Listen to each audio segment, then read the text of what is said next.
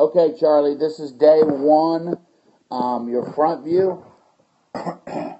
Some things, remember, the biggest thing we worked on first is your ball position, okay, and we worked on your grip, all right, from the front view. Used to have the ball position slightly too far forward, okay, but in this picture right here, you're really good, okay? We'll take that all day long, okay? Yep. Very good. And then if you got an 8-iron, you might be a little too wide with the right side, but if it's a 5-iron, you're perfect, okay? Yep.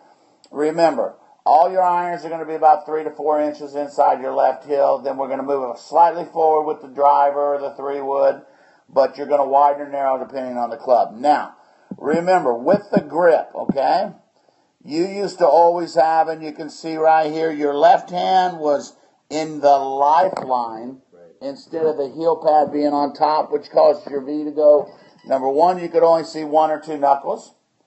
Okay? That's, you got the video.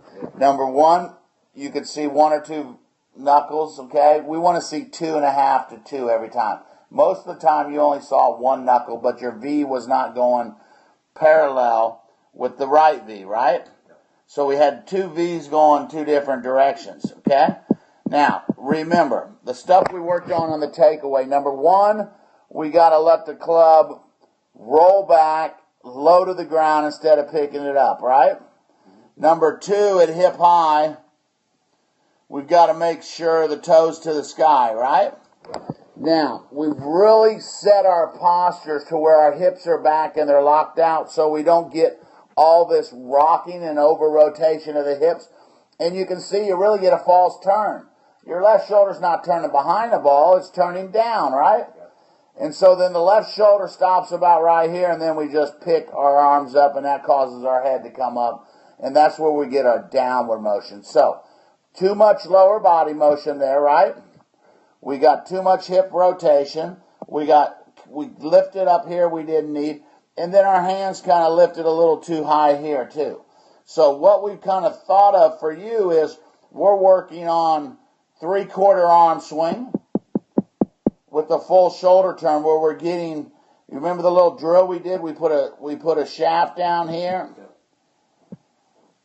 Okay, and then we put a shaft on your shoulders and we tried to turn that left. See, your left shoulder's only right here right now. Right. Okay, so we want to turn more. We want the hands more away from your ears. Back here, okay? See that? More this way away than this way.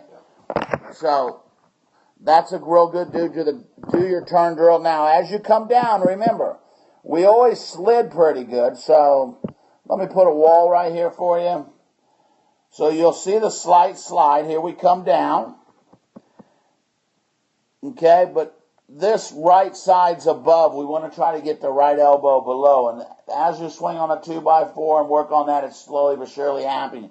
As you get your lower body working properly, and it's turning through at this point, that's happening better too. Now, watch what happens. We're trying to turn with our arms or elbows together, arms long where they don't pull. You used to be at impact on what foot? On the back foot, didn't you? Okay? Now we're trying to get on the front foot, all right? And that'll get our arms longer where our elbows stay together and we get more rotation instead of this upward pulling of the left elbow. We'll get extension with the arms and we'll get rotation of the arms. So you can still see this far into the follow-through, you're maybe 50-50 at best, okay? So we really got some good drills to help you get that extension of the arms out here. We'd like those arms way out here extended, okay? But we'd also like all the weight at this point over here, belly button to the target, okay? Very good.